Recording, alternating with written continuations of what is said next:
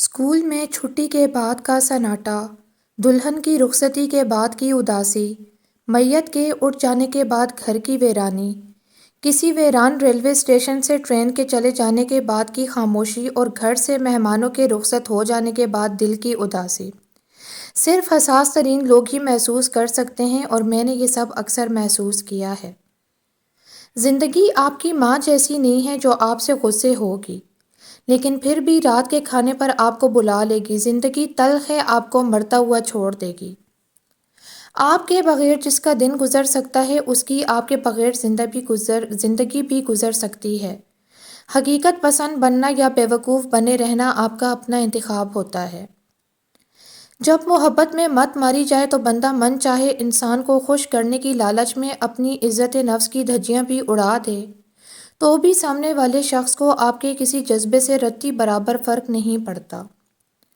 شفا تو ہر وقت مانگنی چاہیے، صرف بیماریوں سے نہیں بلکہ حد سے بڑھی ہوئی خواہشات سے، کسی کے خلاف پیدا ہونے والے بغض اور حسد سے، دل کو گرد آلود کر دینے والی سوچوں سے، ذہنی سکون چھین لینے والے انسانوں سے۔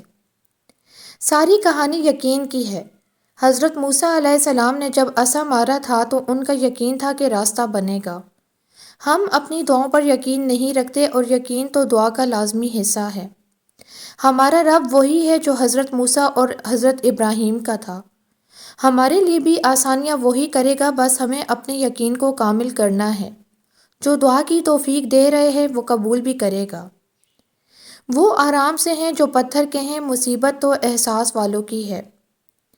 کوئی بھی انسان مکمل نہیں، ہر انسان میں خامیاں ہوتی ہیں۔ بڑا پن یہ ہے کہ انسان کی ہزار خامیاں جانتے ہوئے بھی اس کو ایسے کھلے دل سے تسلیم کیا جائے کہ وہ قبولیت لگے نہ کہ احسان۔ یہی محبت اور انسانیت کا تقاضا ہے۔ خدا کرے ہماری قبریں ہمارے بستروں سے زیادہ آرام دہ ہوں، آمین۔ پہلے سونا آسان تھا، لائٹ بند ہوتے ہی نیند آ جاتی تھی، لیکن اب جب بھی ہم سونے کے لیے اندھیرا کرتے ہیں، سوچ کی موم بتیاں صبح تک جل رہی ہوتی ہیں۔ یہ دنیا منافقوں کی جنت ہے، یہاں وہی کامیاب ہے جس کے دو چہرے ہوں، لیکن یہ لوگ ہمیشہ بے چین رہتے ہیں۔ مخلص تنہا ضرور ہوتا ہے مگر ہمیشہ پرسکون رہتا ہے۔ شکل و صورت انسان کا پہلا تعارف ہے، انسان کا دوسرا اور اصل تعارف اس کے الفاظ ہیں۔ اپنا دوسرا تعارف مکمل کر لو، اتنا مکمل کر لو کہ لوگ تمہارا پہلا تعارف بھول جائیں۔ محبت اور عزت کے لیے جھک جائیں، لیکن جھک کر محبت اور عزت نہ مانگیں۔ غریب کو صدقہ یہ سمجھ کر مت دیجیے کہ آپ اس کی دنیا سنوار رہے ہیں، بلکہ یہ سمجھ کر دیجیے کہ وہ آپ کی آخرت سنوار رہا ہے۔ نہ ملے تو صبر نہیں، مل جائے تو قدر نہیں۔ اپنی خوشیوں کا اشتہار بنا کر انہیں دوسروں کے لیے حسرت نہیں بنا دینا چاہیے۔ شعور کا پہلا درجہ خاموش رہنے کی عادات اپنانا، شعور کا دوسرا درجہ بدتمیزی پر جواب نہ دینا، اور شعور کے تیسرا درجہ بد اخلاقی کا جواب اخلاق سے دینا ہوتا ہے۔ جو لوگ آپ کو تکلیف دیتے ہیں، سمجھیے کہ ان کی مثال تنگ جوتے کی مانند ہے جو آپ کے سائز کے نہیں ہیں۔ خوش رہیں، خوشیاں بانٹیں کہ زندگی بہت خوبصورت ہے۔ روٹھے ہوئے لوگوں کو منایا جا سکتا ہے، بدلے ہوئے لوگوں کو نہیں۔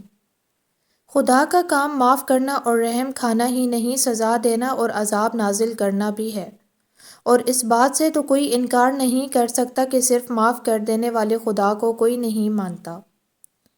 اللہ خود پر کوئی احسان نہیں رکھتا، اگر آپ نے اس کے لیے کوئی چیز چھوڑی ہے تو وہ آپ کو اس سے بہتر چیز سے نواز دے گا۔ دکھاوا صرف بدصورتی کو بڑھاتا ہے۔ حضرت علی رضی اللہ عنہ کا قول مبارک ہے، آنسو کا ہر قطرہ دنیا کی ہر چیز سے زیادہ مہنگا ہے، لیکن کوئی اس کی قیمت اس وقت تک نہیں جان سکتا جب تک وہ اس کی اپنی آنکھ سے نہ نکلے۔ 3 چیزوں پر شرم نہیں بلکہ فخر کیجیے۔ نمبر 1 پرانے کپڑے، نمبر 2 غریب دوست، اور نمبر 3 ضعیف ماں باپ۔ کچھ لوگ ہمارے لیے نہیں ہوتے، ان کا زندگی سے چلے جانا کوئی سزا یا بدقسمتی نہیں ہوتا، بس یہ طے ہوتا ہے۔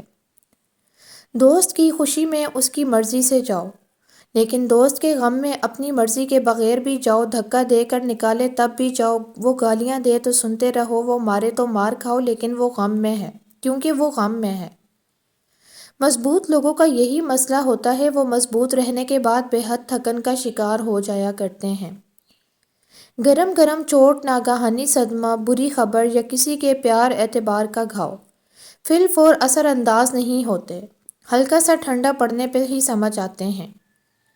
کنویں کا پانی لاکھ میٹھا صاف صحت بخش ہو، اگر اسے نکالنے والا پوکا مردار اور حرام جانور کی کھال سے بنا ہوا ہو تو پانی کی ساری خوبیاں شفا یابیاں بیکار ہو جاتی ہیں۔